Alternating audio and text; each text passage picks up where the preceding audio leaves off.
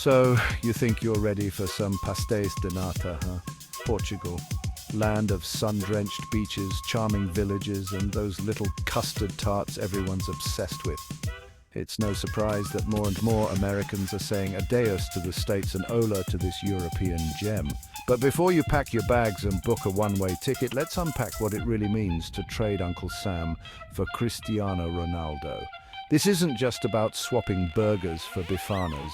Moving to another country requires planning, paperwork, and a healthy dose of patience. You'll face language barriers, cultural quirks, and maybe even a touch of homesickness. But hey, who needs instant gratification when you can have breathtaking scenery, affordable living, and a slower pace of life?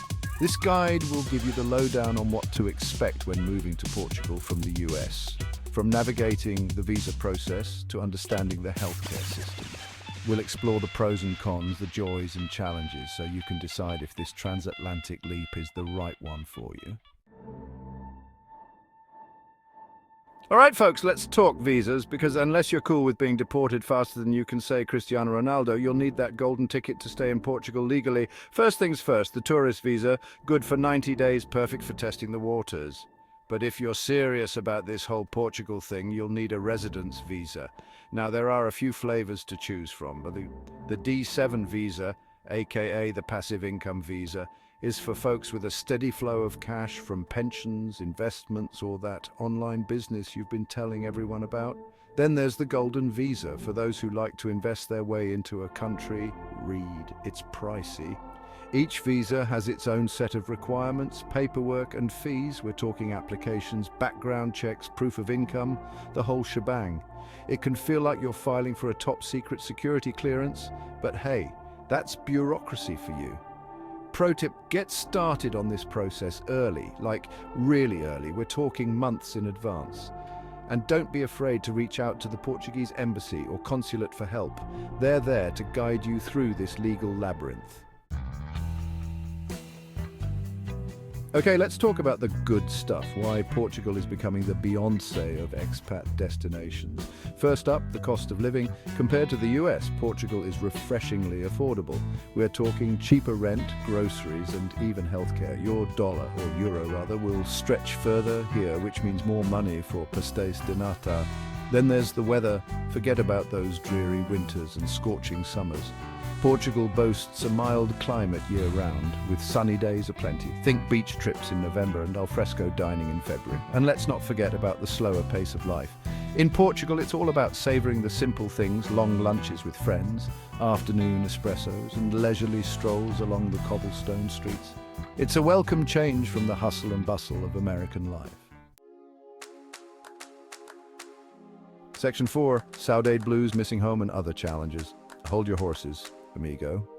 Before you start packing your bags, let's address the elephant in the room. Moving to a new country, even one as lovely as Portugal, comes with its own set of challenges. First off, the language barrier. Sure, you can get by with English in touristy areas, but venturing beyond the beaten path requires at least a basic grasp of Portuguese. And let's be honest, learning a new language as an adult is about as fun as a root canal. Then there's the cultural adjustment. Portugal has its own unique customs and traditions, and what's considered polite in the US might raise eyebrows in Lisbon. For example, showing up on time is apparently optional here. But perhaps the biggest challenge is being away from loved ones. Saying goodbye to family and friends is never easy, and the distance can be especially tough. You'll miss birthdays, holidays, and those impromptu coffee dates. And let's not forget about the bureaucracy. Portugal loves its paperwork, and navigating the healthcare system, tax laws, and other administrative hurdles can be a real headache. Section 5, Ola Duda, navigating Portuguese healthcare. Okay, let's talk healthcare, because nobody wants to be caught with their pants down, figuratively speaking, of course, in a foreign country. The good news is Portugal has a pretty solid healthcare system.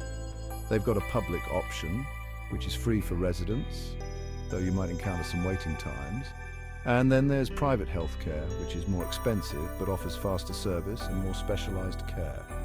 Most expats opt for a combination of both, using the public system for routine checkups and private insurance for specialist appointments or emergencies. Pro tip, if you're planning on using the public healthcare system, brush up on your Portuguese. While some doctors might speak English, it's always best to be prepared. Section 6, double taxation.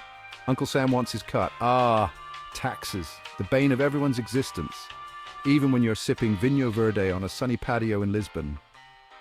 Here's the deal. Even if you're living in Portugal, Uncle Sam still wants his share of your hard-earned euros. That's right, the US taxes its citizens on their worldwide income regardless of where they live. But don't panic just yet. There are ways to avoid getting double taxed, like the foreign tax credit, which allows you to offset your US tax liability with what you've already paid in Portugal. It's a complex topic, so do yourself a favor and consult with a tax professional who specializes in expat taxes.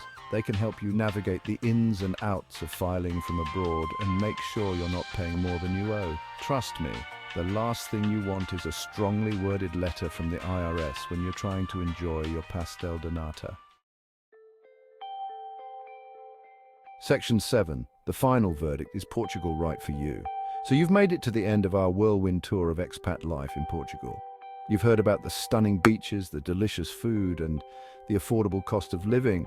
But you've also heard about the language barriers, the cultural differences, and the challenges of being away from loved ones. The truth is, moving to Portugal is a big decision. It's not for the faint of heart. It requires careful consideration, thorough planning, and a healthy dose of adaptability. But for those who are willing to put in the effort, Portugal can be an incredibly rewarding experience. It's a chance to embrace a new culture, learn a new language, and live life at a different pace. So, is Portugal right for you? Only you can answer that question. But if you're looking for an adventure, a change of scenery, and maybe even a little slice of paradise, then Portugal might just be the perfect place to call home. Like and subscribe for future travel videos.